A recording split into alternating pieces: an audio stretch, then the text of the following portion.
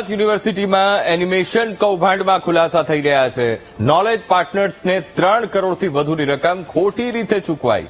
2017 થી 2022 સુધીમાં 24 કરોડની આવક થઈ હતી અને કોર્સિસ ચલાવતા નોલેજ પાર્ટનર્સને 17 કરોડની રકમ ચૂકવાઈ હતી। યુનિવર્સિટીએ તપાસ કરતા મામલો સામે આવ્યો। 2023માં કમલજીત લખતરિયાને એનિમેશન વિભાગમાંથી મુક્ત કરાયા હતા।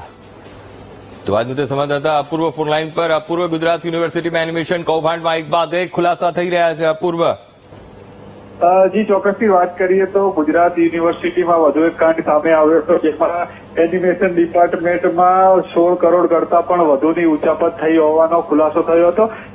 એકાઉન્ટન્ટે જયારે તપાસ કરી ત્યારે જે નોલેજ પાર્ટનર હતા તેને જે નિશ્ચિત કરેલી રકમ હતી તેના કરતા વધુ રકમ ચૂકવવામાં આવી હોવાનું જે છે તે સામે આવ્યું હતું ને તેના બાદ જ કમલજીત લખતરિયા સામે ક્રાઇમ બ્રાન્ચમાં પણ ફરિયાદ નોંધાઈ હતી અને તેને લઈને અત્યારે તપાસ ચાલી રહી છે।